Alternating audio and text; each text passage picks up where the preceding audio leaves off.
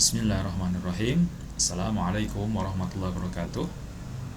Pada video kali ini, saya Muhammad Amin, peserta Latsar kelompok 3 Angkatan 2 Balai Diklat Keagamaan Kota Bandung 2022 akan mengulas satu tokoh panutan dalam hal budaya berakhlak sebagai seorang ASN dalam menjalankan tugas sehari-hari.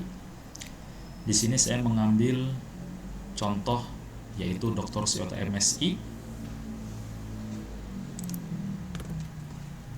Perlu diketahui bahwasannya Dr. Syota MSI beliau adalah seorang Bupati Bojonegoro selama 2 periode, yaitu dari tahun 2008 sampai 2013, dilanjutkan pada periode kedua 2013 sampai 2018. Beliau lahir di Bojonegoro pada tanggal 17 Februari 1965. Selama menjabat sebagai seorang Bupati Bojonegoro, beliau telah meraih banyak prestasi bagi Kabupaten Bojonegoro. Salah satu prestasi terbesarnya adalah mengantarkan Kabupaten Bojonegoro menjadi satu kota yang sejajar dalam hal tingkat keterbukaan pemerintah atau biasa disebut dengan Open Government Partnership yang setara dengan Seoul, Madrid, Paris, dan lain-lain. Baiklah, kita langsung saja menuju ke praktik atau perwujudan nyata dari nilai berakhlak yang ditunjukkan oleh Kang Yoto, sapaan akrab dari Dr. Syota MSI. Yang pertama adalah berorientasi pelayanan. Ya, sebagai seorang bupati, tentu saja Kang Yoto berusaha dengan sekuat tenaga untuk melaksanakan tugas sebaik mungkin. Maka beliau melaksanakan tugas dengan maksimal. Nah, ini dibuktikan dengan berbagai capaian beliau, yaitu yang pertama misalkan bisa menjadikan Kota Bojonegoro yang awalnya kota termiskin di ranking ketiga di Jawa Timur di tahun 2008, kemudian mengubahnya menjadi ranking 11 pada tahun 2016, dan juga menjadikan Bojonegoro sebagai pilot project dari pemerintahan terbuka Open Government Partnership bersama dengan kota-kota terkemuka di dunia seperti Seoul, Madrid, Paris, dan lain sebagainya. Kemudian yang berikutnya akuntabel dan adaptif. Ya, jadi ketika atau semasa Kang Yoto menjadi bupati, Bojonegoro memiliki aplikasi yang dinamakan Open Data Contract. Ya, sebagai bentuk akuntabilitas publik dari pejabat pemerintah, di mana rakyat Bojonegoro atau bahkan rakyat Indonesia atau dunia secara umum bisa mengakses kontrak kerja yang dilaksanakan. Jadi bisa melihat bagaimana kinerja dari pejabat pemerintah yang ada di lingkungan Kabupaten Bojonegoro.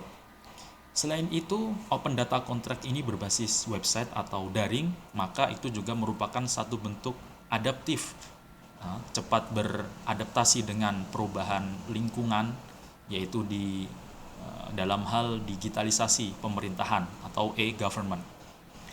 Kemudian yang selanjutnya dalam hal kompeten, beliau selain sebagai seorang bupati, beliau juga seorang akademisi atau intelektual.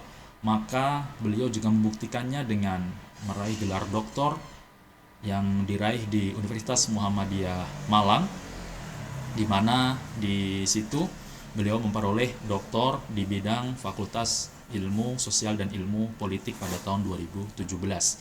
Selain itu beliau juga menulis artikel dan juga makalah dan juga buku sesuai dengan bidang yang beliau tekuni. Kemudian yang berikutnya adalah harmonis.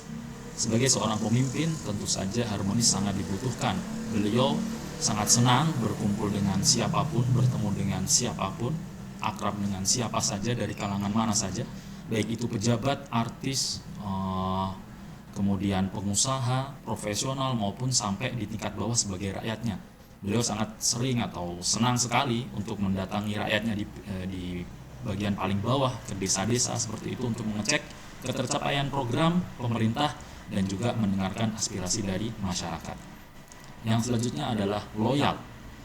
Bentuk loyalitas beliau terhadap pemerintahan adalah menjalankan tugas dengan sebaik mungkin sesuai dengan janji-janji politik beliau.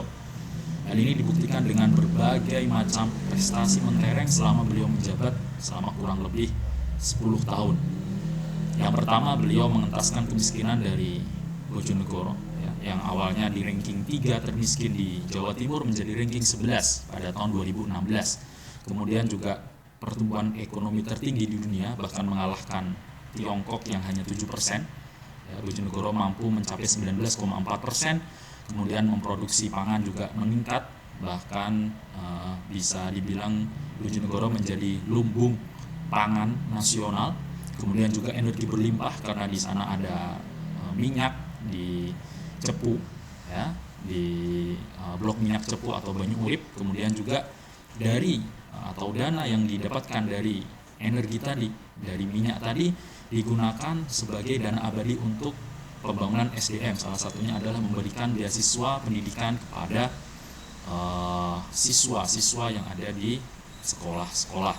Kemudian juga menjadi pengelola bencana terbaik, ya, karena beliau mampu misalkan membangun jalan, paving dan lain sebagainya setelah bencana waktu itu banjir di sekitar tahun 2007, ya, beliau mampu menanggulanginya dengan sebaik mungkin pada tahun-tahun berikutnya. Kemudian juga menjadi kota dengan toleransi dan kota yang ramah HAM, kemudian juga revolusi mental. Kemudian yang terakhir adalah kolaboratif. Nah, di kolaboratif ini tentu sebagai seorang bupati, Kang Yoto tidak bisa berjalan sendirian, tidak bisa melakukan segala macam program pemerintah itu dilaksanakan seorang diri. Beliau perlu bantuan banyak pihak, baik itu pejabat pemerintah, kemudian profesional, pengusaha, maupun dari rakyatnya sendiri di tingkat paling bawah. Maka salah satu inisiatif beliau di kolaboratif adalah di setiap Jumat siang, ya, selepas melaksanakan sholat Jumat di pendopo kabupaten, beliau melaksanakan yang dinamakan dialog Jumat. Ya, di sini hadir NGO, ya, kemudian juga profesional, pengusaha, pejabat pemerintah, DPRD, sampai rakyat tingkat bawah, akademisi juga hadir di sana, jurnalis juga hadir untuk menyampaikan, ya, masalah-masalah, kritik, saran dan perbaikan untuk Bojonegoro yang lebih baik ke depan atau pada tahun-tahun berikutnya. Ya, itulah tadi sosok Kang Yoto, ya, Dr. Suyoto MSI, sebagai seorang ASN yang telah menunjukkan bagaimana budaya berakhlak diterapkan dalam kehidupannya sehari-hari, terutama sebagai seorang ASN dalam menjalankan tugas yang profesional.